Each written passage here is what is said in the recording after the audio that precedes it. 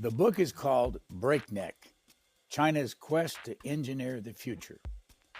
Author Dan Wang was born in China in 1992. His parents moved to Canada when he was 7. In 2014, he graduated from the University of Rochester in New York. Then in 2018, Dan Wang went to live in China until he returned to the U.S. in 2023. He then went to the offices of the Yale Law School and wrote about his comparison of China and the United States. He writes in his intro, quote, "A strain of materialism, often crass, runs through both countries, sometimes producing variations of successful entrepreneurs, sometimes creating displays of extraordinary tastelessness, but overall contributing to a spirit of vigorous competition." Dan Wang, you said somewhere that chapter 4, One Child, is your favorite chapter in your book. Why?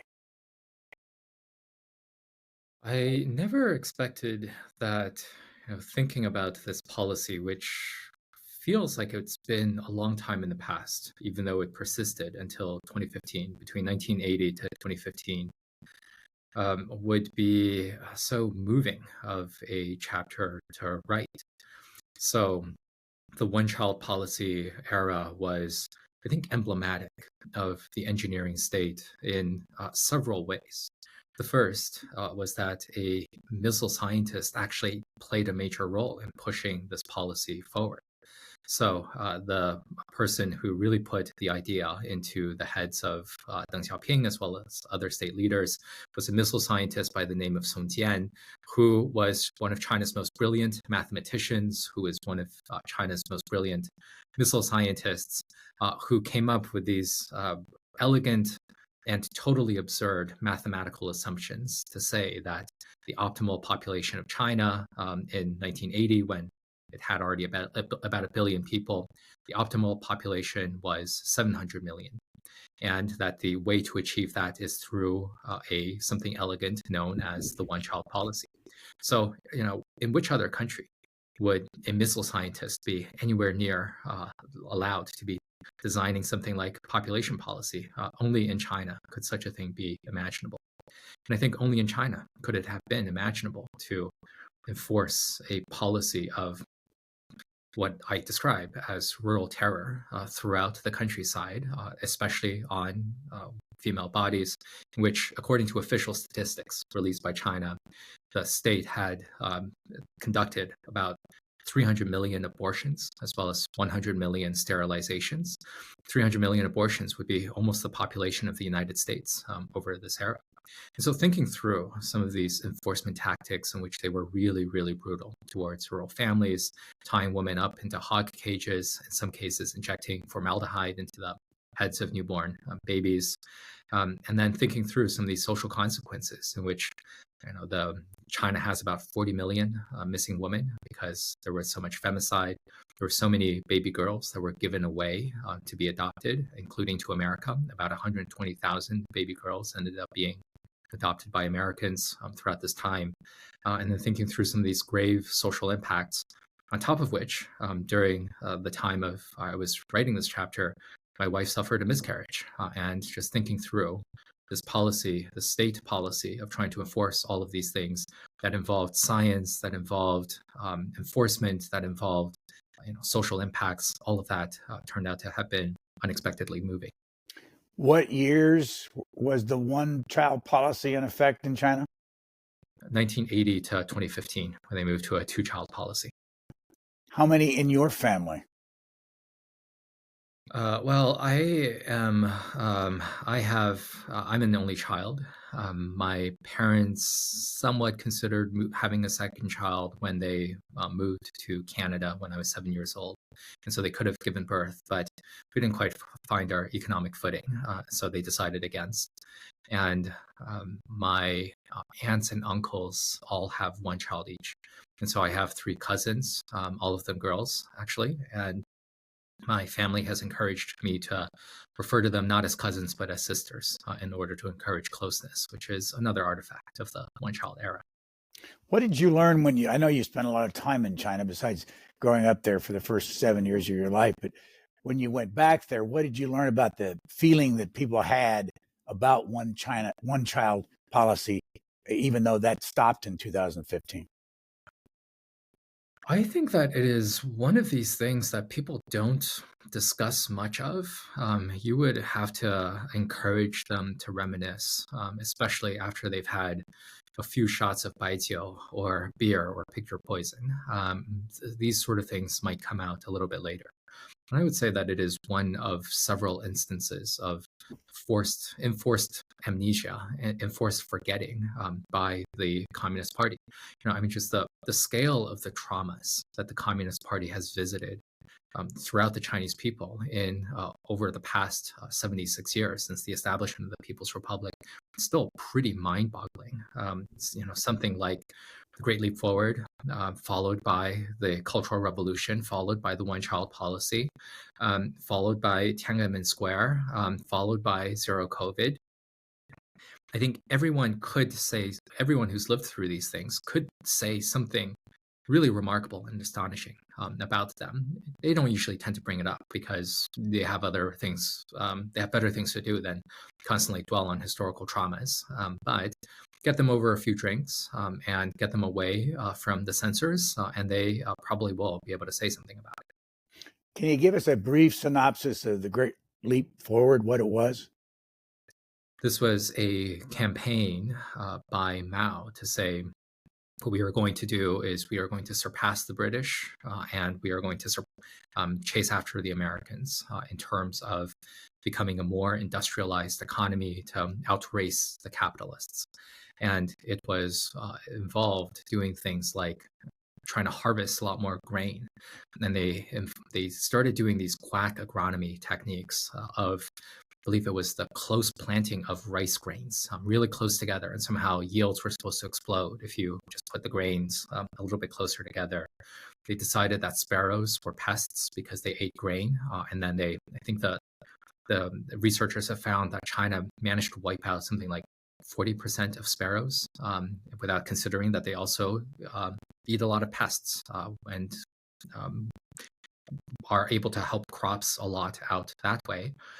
But eventually what ended up happening was a vast famine throughout the country in which tens of millions of people died. It is hard to know exactly how much. Some people say 20 million, some people go as high as 45 million, but tens of millions of people died through these very strange practices that included also melting one's tools in backyards to produce terrible iron in order to make the country a big iron producer, a steel producer as well.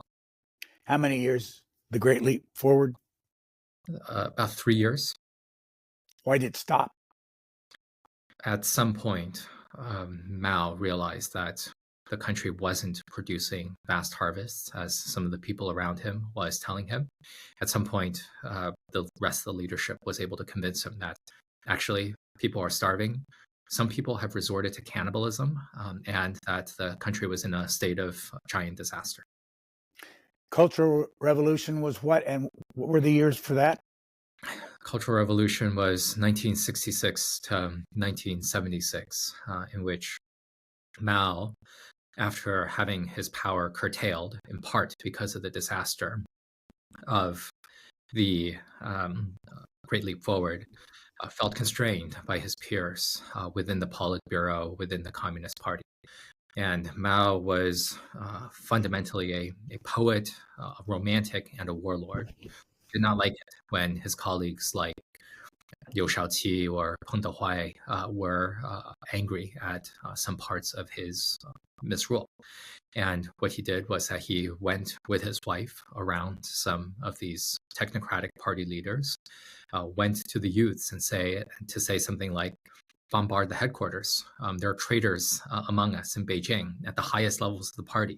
And we need you, student activists, to go root them out for us and get rid of so many traitors that are derailing the revolution. And so what this ended up was more or less a decade, peaking in the earlier years, in which people tore professors apart, people tore their teachers apart. Work more or less collapsed as workers took free trains around the country, including to try to receive the great wisdom of Chairman Mao. And order was restored only after essentially the People's Liberation Army was empowered to take a lot of these students out and shoot them and have these rule by revolutionary military committees. But this Cultural Revolution more or less officially persisted until Mao's death in 1976. Chapter 5 in your book, you mentioned it just a moment ago, Zero COVID. What's the story? We all know the story of how the virus started circulating out of Wuhan in January of 2020 and December of 2019. And I was living in Beijing at the start of 2020, and I was feeling quite mad about the virus. And so were everyone else around me, because this was the second big respiratory virus to emerge out of southern China in 20 years. The first was SARS in about 2003. And it unfolded in a fairly similar way, in which the local political leaders managing the virus really did not want to have their political serenity disturbed by news of a virus. And they, in fact, actively censored a lot of medical whistleblowers that were trying to warn the world of a new disease. And there's a doctor, an ophthalmologist named Dr. Li Wenliang, who tried to warn people that there was this novel virus out there, and he was reprimanded by the police for taking the trouble to do so. And so many of us were upset about that episode. We were upset that politics allowed the spread of a virus. But then that shifted into March and April of 2020, in which China's performance in zero COVID didn't seem quite bad. There were all of these pretty severe inconveniences that we had to put up with. Travel into China essentially stopped. And so I couldn't very easily go see, for example, my parents in Pennsylvania without accepting a quarantine of perhaps 3 weeks at a days in equivalent, without being able to step foot outside a hotel room for about 3 weeks. There was contact tracing. If you were positive, you were taken out of your home to be put into a stadium or something, so that you wouldn't infect the rest of our family. But I didn't, for the most part, experience these as great inconveniences. And China had stopped the transmission of the virus, and normal life was getting back into gear with the reopening of restaurants in March and April, while we were looking through headlines everywhere else, including in Donald Trump's America in 2020, which didn't seem to have done a stellar job. Neither did the Europeans either, and neither did much of the rest of the world. My parents did this super un-Chinese thing of telling me, Dan, stay there, do not visit us. Trump's America is terrible. And so I stayed put in China, where normal life was pretty good. But then there was a third act of zero COVID, in which the pandemic controls tightened when the virus became much more transmissible, namely through the Omicron variant of the virus. So what the state ended up being forced to do was to attempt what I think is the most ambitious lockdown in the history of humanity, in which the state put about 25 million people under quarantine over in its largest city of Shanghai over the spring of 2022, in which all those millions of people were unable to leave and step foot outside of their apartment compounds for about 8 weeks. Many people were food insecure. Parents went without food so that they could save food for their family, for their children, and a lot of people got very mad. All of which collapsed by the end of 2022 after a lot of protests, after the government became visibly exhausted at trying to enforce this very unpopular set of lockdowns that no other city wanted to end up looking like Shanghai. And in December of 2022, Xi Jinping dropped all of these virus controls that he had so personally insisted on, and zero COVID became total COVID. I caught COVID in Shanghai in around something like 22nd of December. And then I, shortly after that, moved to the Yale Law School to become a fellow. What motivated you to do this book? And of course, there's a lot behind that because of, and we'll talk about your trips over there, but what was your motivation for the book? My feeling is that The US and China are at odds, and perhaps that's a light way of putting it. That these two big superpowers are increasingly drifting into conflict, and they are probably going to engage in some sort of conflict. They're probably going to engage in some sort of competition going forward.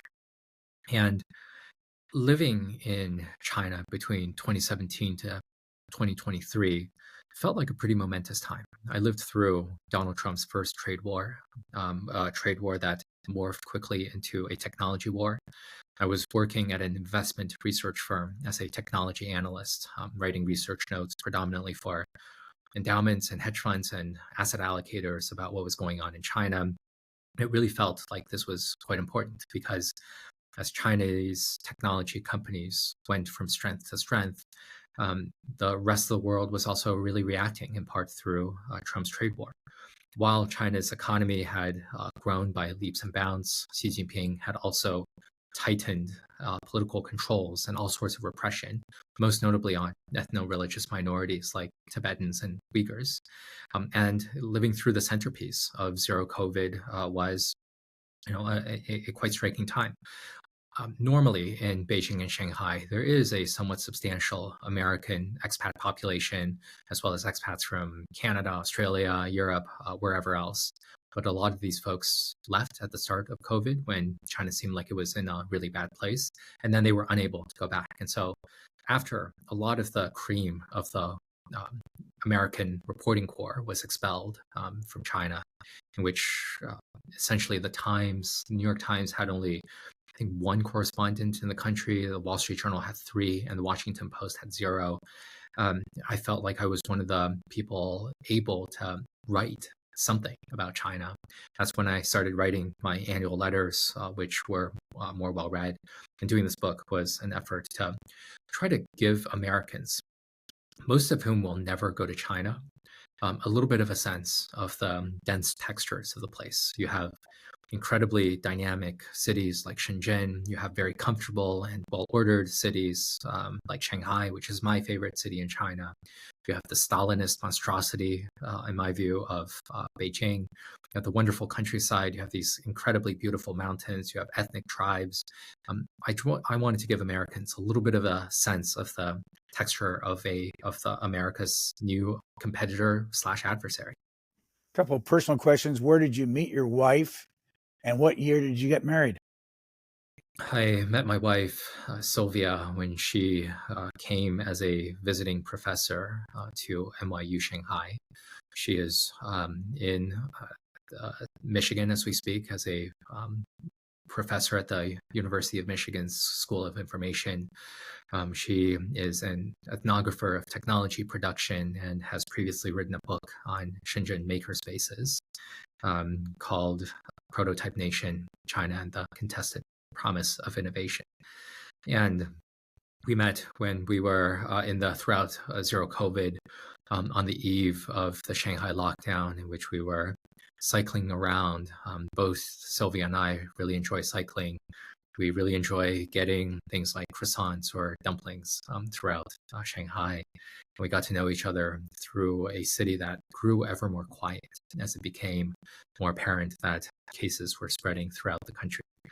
And then we escaped the Shanghai lockdown 3 days before the city locked down. We were on the last flight out to Yunnan province in the southwest, where my family is from. It's a very mountainous region of the world. The north are the Himalayas. And so we escaped the lockdown, wandered through these mountains. I've been together ever since, and we've now been married now for, by now, 13 months and 8 days. Is she of Chinese ancestry? She is she's Austrian, born in Salzburg, of Austrian ancestry. Is she holding American citizenship? She's a green card holder.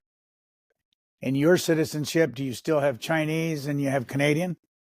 I have given up my Chinese citizenship long ago when I was still a child, when I became a Canadian citizen, and I am a Canadian citizen now, hoping that my immigration status in the U.S. will not will not be threatened by all of the fluctuating policies by the U.S. government right now. Please excuse us for interrupting.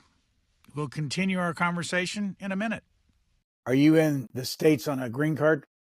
No, I'm on a scholar's visa, sponsored by Stanford University, which is my employer. Where are we talking with you today? I'm in San Francisco. Where do you normally live now? I split my time between Palo Alto as well as Ann Arbor. What about your parents? Where do they live? They live in Bucks County, Pennsylvania, which is one of the suburbs of Philly. What do they think of the United States at this point, and how many years have they actually been here? We moved to Philly area when I was 16, so in 2008. And so they are coming up on now 2 decades in the U.S. They are firmly ensconced in Bucks County, PA. Last year, after they become American citizens a few years ago, 2024 was their first election. Trump and Harris signs were absolutely everywhere, slightly more Trump signs that they detected. And in their first chance to vote in an American election, they said they voted in a church, which was very, very busy. They waited in line for something like 2 hours to be able to cast their vote. And so that was an important moment for them.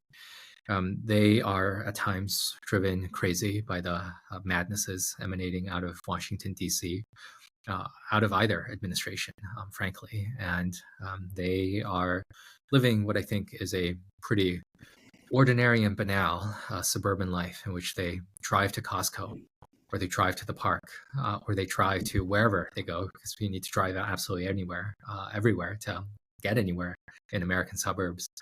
My dream is to be able to resettle them into a slightly bigger city, something like the neighborhood of Sunset Park, let's say, in the Brooklyn borough of New York City, where they would have access to Manhattan, where they would have access to better class of food, where they're able to walk around and do groceries without having to drive absolutely everywhere.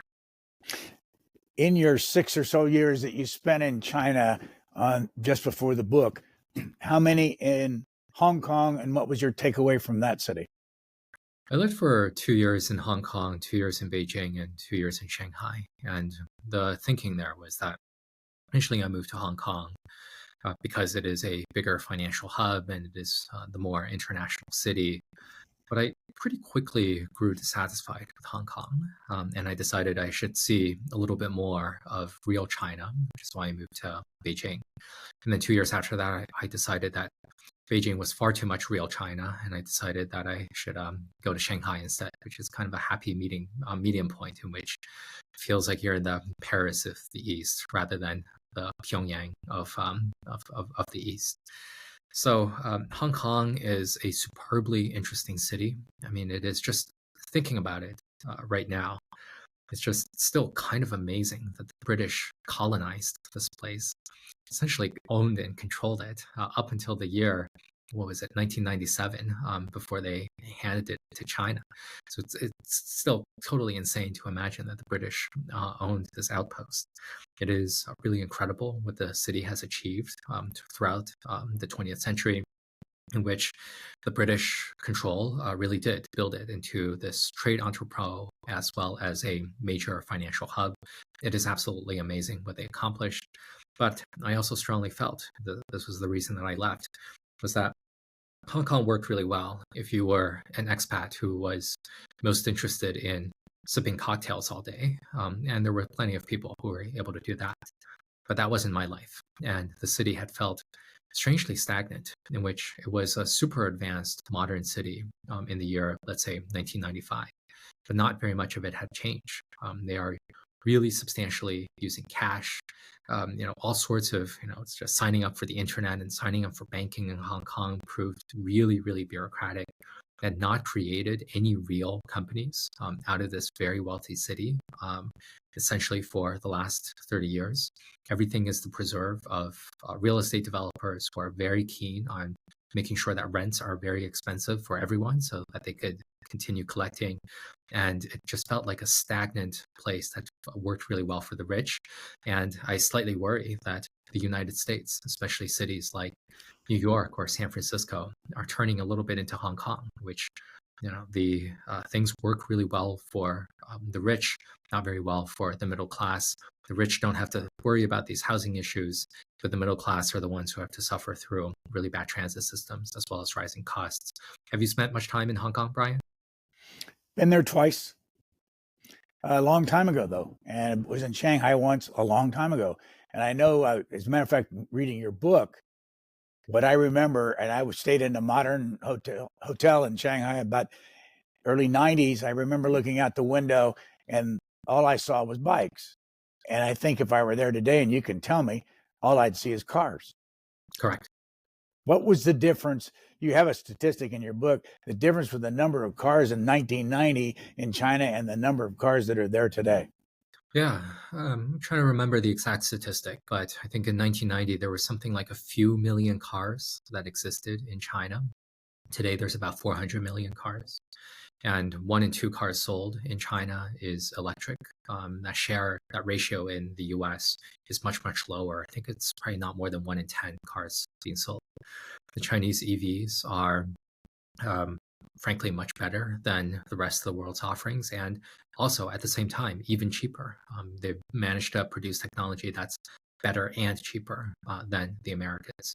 I think you would still find some bikes if you were in Shanghai, not in the area, not in the part of the Bund where you stayed, where skyscrapers would be going up later on because they've banned bikes in certain really busy roads.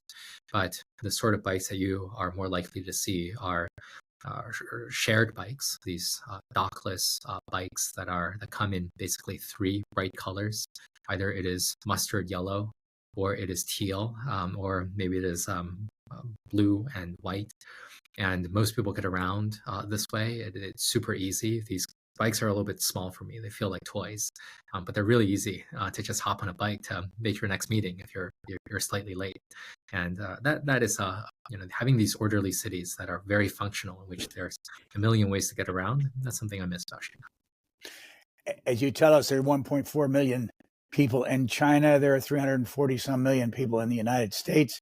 Our two countries are exactly the same size on landmass. But you have a statistic in your book I wanted to ask you about it. First, when I first read it, I couldn't believe it. You say 1,800 ships are being built in China and 5 in the United States. Yes. Why has that happened? Namely, mostly, I would say the experts say that it is through this century-old law called the Jones Act, which is a piece of protectionism dating back from the early 20th century, in which some U.S. senator named Jones declared that any vessel traveling between U.S. ports have to be through a U.S.-built ship that is U.S. crewed and U.S. flagged. I think I have most of those details right.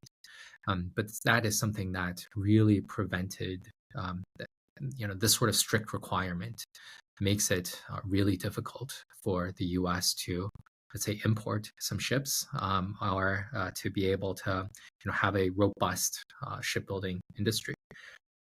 The U.S. was able to build a lot of ships, a lot of these Liberty ships that rolled off the docks in Philadelphia to fight the Germans and to fight the Japanese. But the U.S. has not been able to build ships for a very long time. There are some statistics in which any single shipyard in China, the biggest of which is in Shanghai, would be able to way outproduce all the American shipyards put together. And so, we do have kind of these really stark statistics in which much of the U.S. manufacturing base has rusted, not just commercial ships, which is what we're talking about, these 5 commercial ships being built in the U.S. The U.S. is not building naval ships very well either for the U.S. Navy.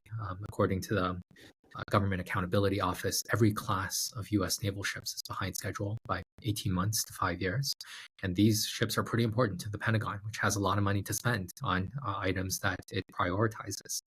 But take a look throughout the manufacturing base, whether these are apex manufacturers like Intel or Boeing or Detroit or Tesla, or the early days of the pandemic in which American manufacturers were unable to make simple things like masks and cotton swabs. A lot of this has badly broken, and China is doing much better.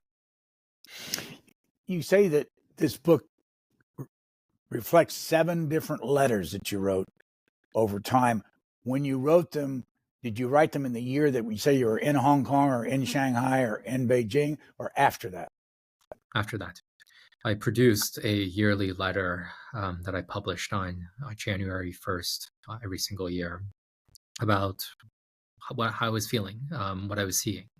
I was writing it for my parents. I was writing it for my friends back in the US, just so that they wouldn't forget me. And it turned out to be more and more momentous, as especially as zero COVID went on and fewer people were able to get a sense of, the confidence that sheared into hubris that Xi Jinping felt when zero COVID was going well, and then its utter collapse when the lockdowns took place. But essentially, I came up with this book about China and the U.S., the engineering state and the lawyerly society. And then I sat down in my office, whether home in Ann Arbor or at the Yale Law School, and then wrote this damn thing, 7 letters over something like 9 months. I met my deadlines, but this was essentially 7 long essays that make up Breakneck. So what's been the reaction that has made an impact on you from people that have read your book? I think something that heartens me is that there are parts of the American left and parts of the American right that have responded well to this book. That I think that there are plenty of people associated with the right in the US who are deeply distressed by the People's Republic of China and want to confront it as an adversary, but also recognize that a lot of what China has done, namely build up the manufacturing industrial base, and maybe you can throw in, enforcing traditional gender roles, and then also keeping out immigrants to be pretty conducive to the right-wing agenda in the United States. And also, I've had a positive review in Jacobin magazine, which is as left as it gets in the mainstream magazines. Also saying that, well, maybe there are some good things that the U.S. should take from China. And so that part is heartening. I appreciate that Ezra Klein and Derek Thompson wrote Abundance and published it about 6 months before my book came out. I think that really eased some of the reception to some of these ideas of the book, because we didn't intend it to be this way. But I think that China is a reasonable and good operating model for abundance. Not great, but a good operating model for abundance, in which China has built so many homes that a housing crisis in the U.S. means soaring prices, and a housing crisis in China means a collapse in prices. China has built so much excellent mass transit; it has really been able to deliver for the broad material needs of the population. And then there are some critical reviews of this book, people who say that China's not so engineering anymore, that peaked in the past. I think that's fine. That America is not only lawyerly, it is also ruled by Wall Street and financial capitalism. I think I would sign on to that as well. I think there's been good engagement and plenty of good faith engagement in this book. Before I forget about it, your book has sent me to a number of YouTube videos about China, but one frankly blew my mind, and I don't know whether you've seen it or not. The building of the highway between Hong Kong and Macau by robots. Have you seen that? I'm not. I mean, the whole thing, I don't know how far that is, but they actually show you the machines operate through technology. No people are involved in it, and they built this highway.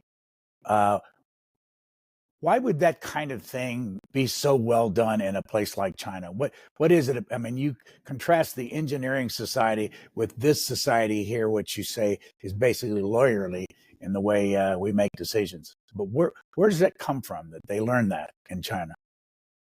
I think that there are trade-offs in a lot of how to do things well. And part of the trade-offs that the Chinese have made is that they are going to build these big projects by hook or by crook. And sometimes that's good and sometimes that's bad. So there's been political science studies that in authoritarian systems, the highways and the railways are slightly more straight than they are in democracies because they have to, they don't have to give a hoot about some of these landowners' objections. It doesn't mean that they completely trample over the rights of landowners in China. It doesn't mean that environmental protection is completely a joke in China, but they are able to get these sort of things done.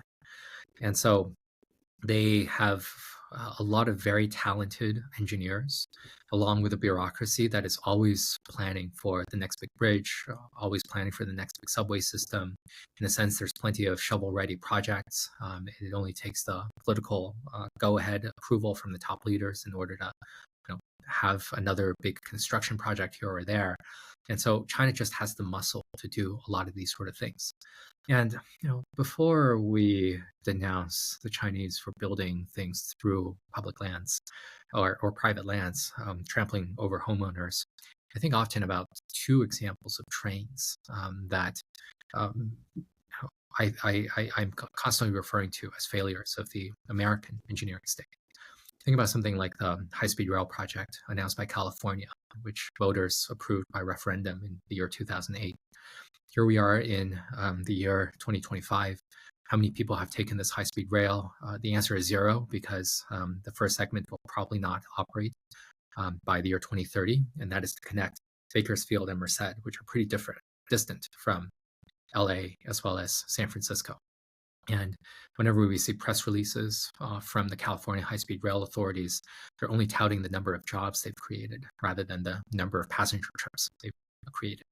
So seems like this is much more of an emphasis on process rather than the outcome of high-speed rail, which is what the people voted for, right? And I think a lot about the train system in the Northeast, which is the best functioning part of trains in the US, but still, this would be pretty bad by any country's standards. I took the Acela train to go from New York City to DC last month to speak at the Abundance Conference. And on the Acela, it's fine. It's really wobbly. And when I was, on my phone in the train, I saw a news headline saying, Acela's getting an upgrade. We're going to get a new class of trains.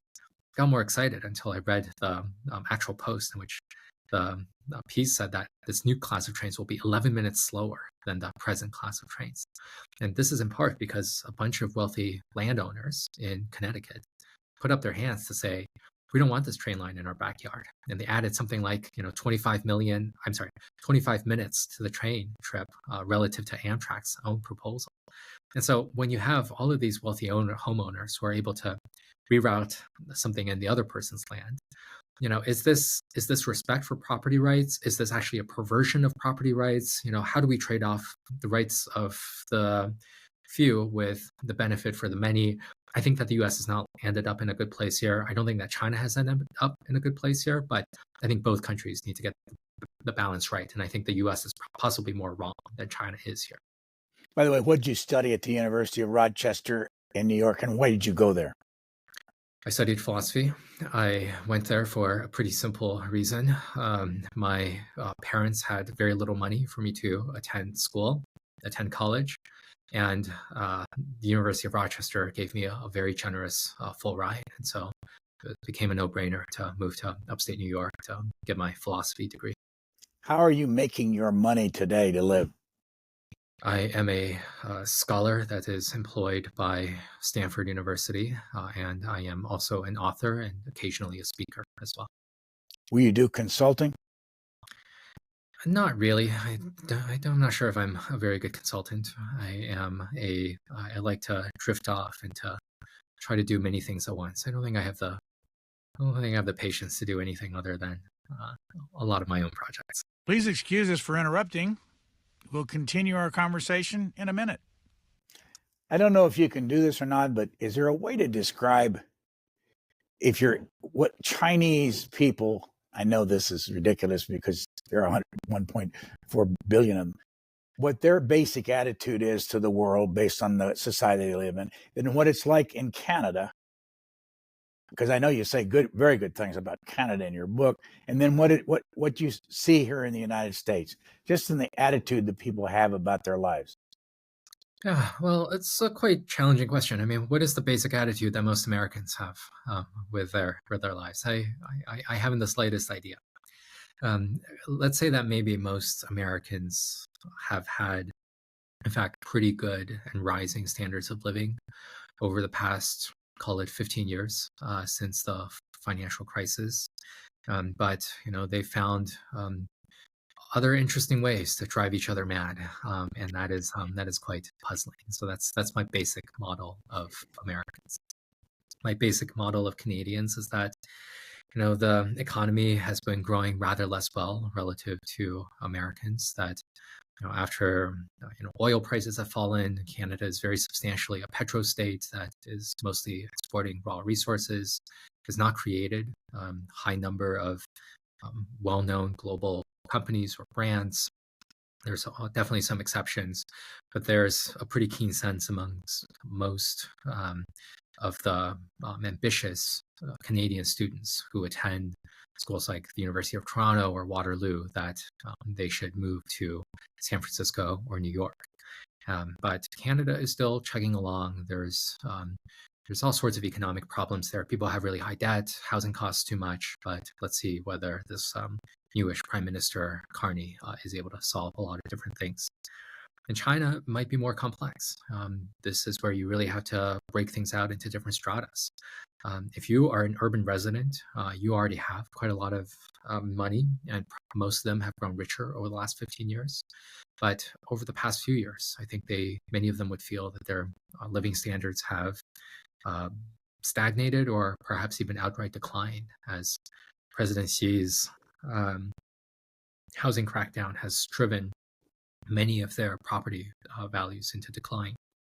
That many people are upset that China is increasingly cut off from the rest of the world. There are very few foreigners, Caucasians, or people of any other skin color walking around in Beijing today. And most of the Caucasians in Beijing would be Russians, and there are fewer Americans than ever visiting China after zero COVID.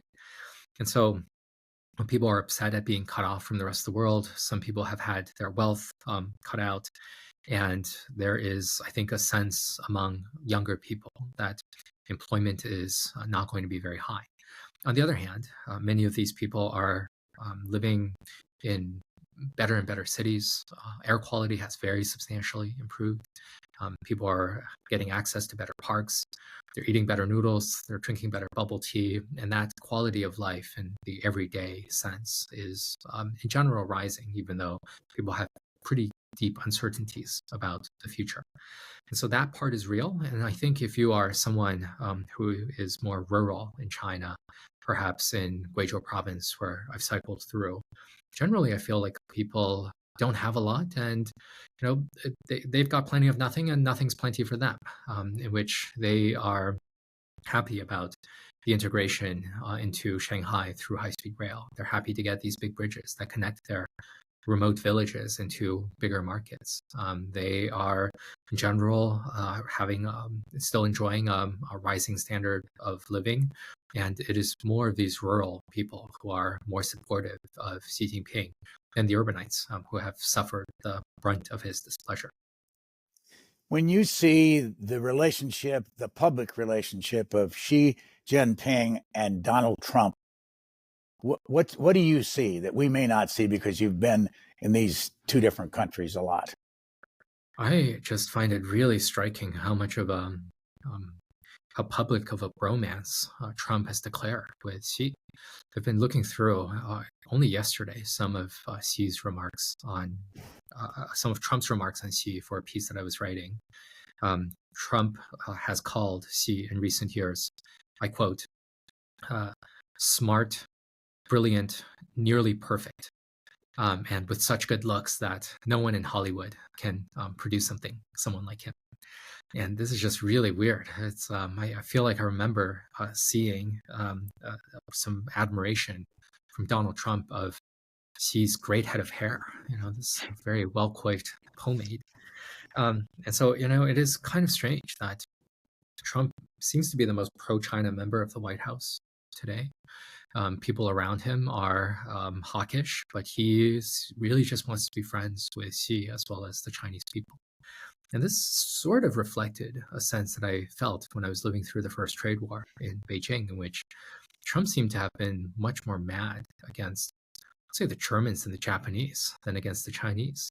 He never said a bad word about his buddy Xi Jinping or against the Chinese people up until COVID, in which he started being very nasty indeed.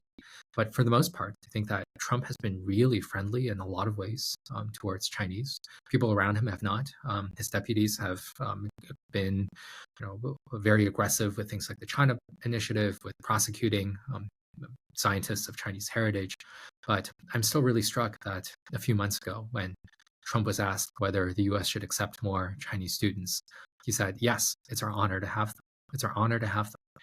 And so this is where, hard to psychoanalyze Trump. Obviously, we all do it all the time. But I feel like he respects China, respects the Chinese, respects Xi, and fundamentally is actually pretty friendly towards them, strangely. What's the view, though, from Xi back this way? Not the same. Probably, I would say the polar opposite. That Xi finds Trump deranged, bizarre, reckless, that he does not like dealing with Trump. Xi is really interested in having all sorts of stability in relationships, to have all sorts of, lack of chaos. And Trump is nothing if not deeply erratic and able to spring surprises. So I think Xi, on a personal level, doesn't feel like he likes dealing with Trump face to face. But I think that Beijing is now feeling more confident that it has plenty of cards it can play if Trump gets more aggressive in the trade war. So earlier this year, I was struck that Trump declared a trade truce with China, not a trade deal, but a trade truce with China, climbing down from 150% tariffs right after the Chinese declared that they were not going to sell rare earth magnets to America. This was a Chinese leverage point that was foreseeable, and it was foreseen that China produces not just ships in quantity, but almost all of the world's fermented antibiotics, a lot of things like ibuprofen, all sorts of electronics products. The Chinese have a total chokehold on, let's say, electronic batteries. And so I'm struck that China only flexed one finger in its stranglehold of the American economy, because it could actually do a lot more. And so that, I think, gives Xi a little bit more confidence to deal with Trump, because Trump, it seems to me, fairly easily folded to China, whereas Trump was allowed to be much more aggressive towards the Europeans, who did not substantially retaliate. You talk about, I mean, there's a lot of talk, depending on what part of this country's media you listen to, that we're going to go to war with China. China's going to we're going to have a problem with Taiwan and all that. But in your book, you talk about Foxconn, which is a Taiwanese company that operates in Shenzhen, that builds an American product. With all of this money wrapped up, including the fact that, China owns close to $1 trillion of our money. Why would there be give us your view of how this is happening right now, and tell us about Foxconn and all that. But why would either country want to go to war when there's so much money on the line? Well, I think that the interests of capitalists are not always respected in war. That, starting from over 100 years ago, there were a lot of predictions that through world trade and through, manufacturing hubs, it would be unimaginable to imagine a war between Prussia or Germany against the United Kingdom. because there was just so much capital invested in each other. And actually, it turned out that didn't really matter very much. And even right now, there are plenty of minor wars or even bigger wars in which the capitalist interests are not very well respected. And so I agree with you. There's enormous economic exchange between the U.S. and China, in which you have not just the Chinese owning a lot of American bonds, which has actually started to decline recently. Actually, the Japanese are buying more than the Chinese are. But there's also plenty of Americans invested in China. Apple, through its relationships with Foxconn, which are making still most of the world's iPhones. Mr. Musk has his gigafactory in Shanghai, spitting out Teslas, and that is also pretty important as well.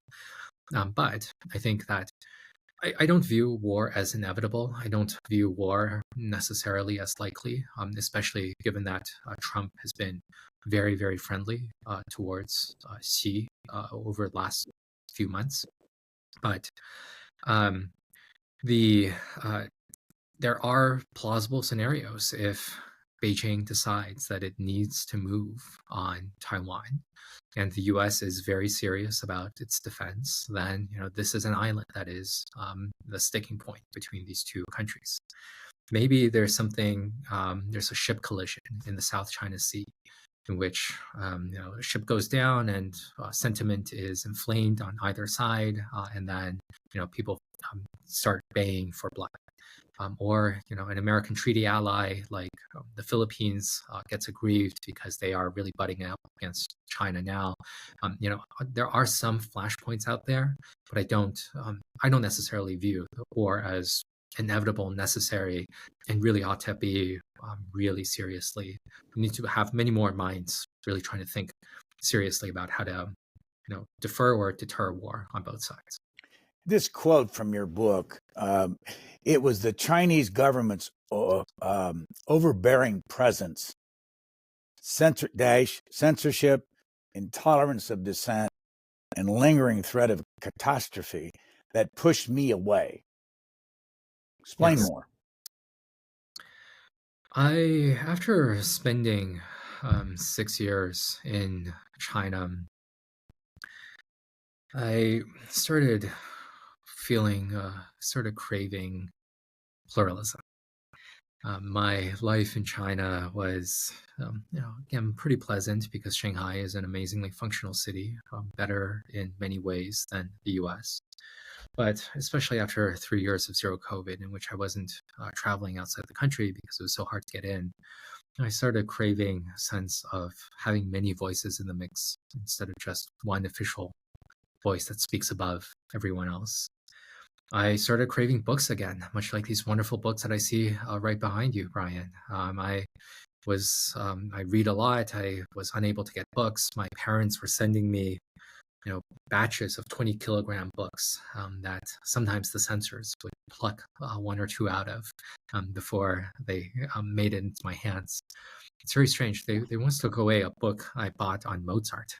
It was just very random, some of their decisions. Maybe they don't like Austrian composers. And then I was also, I also felt some fear because on the website that I publish my annual letters, danwang.co, that website was blocked in China. Now, usually the Great Firewall blocks bigger websites like the New York Times or Wikipedia or Facebook, whatever, not my rinky-dink site. And as a Canadian citizen whose country was in a geopolitical spat with China at the time, there was some lingering fear of I had to go ask the Canadian Consul General whether I needed to leave in a hurry. So, there is kind of like this sense of the apocalypse that hangs over you in China. I, as a foreigner, felt that somewhat, and in very tangible terms. During COVID, you never knew if your apartment building or your office building might be locked down, which you were unable to leave for 2 weeks because one positive case had been detected anywhere inside that building. But even many Chinese feel a little sense of apocalypse that hovers above them, namely a lot of people who, a lot of elites, even in Beijing. Let's say you work in the financial industry and Xi Jinping announces, as he did last year, there will be a salary cap of $300,000. If you earn more than that in past years, maybe you have to give some of that money back. If you're working in the consumer tech industry, which has created a lot of big businesses, maybe many of them have had their companies smashed throughout the tech crackdown. And if you are part of the military or party or state elite, you never know when one of your patrons will be felled by a corruption scandal in which the entire network will unravel and you no longer have a political future.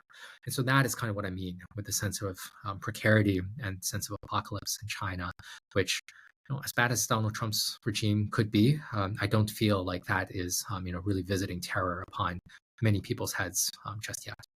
Why did you call your book Breakneck? This was a long, drawn-out process. My original title for this book, my working title for this book was Move Fast and Break People, China's Quest to Engineer the Future. Publishers didn't love it, and I think they were right. But we had a lot more time thinking about, what the title should be. When my editor, Caroline, very wisely and proposed the term breakneck, I loved it. She thought of this term, and I think it is an excellent term because it is one of these very strange and wonderful English words. Somehow breakneck has a positive connotation. We built the bridge at breakneck speed. We made the vaccines at breakneck speed.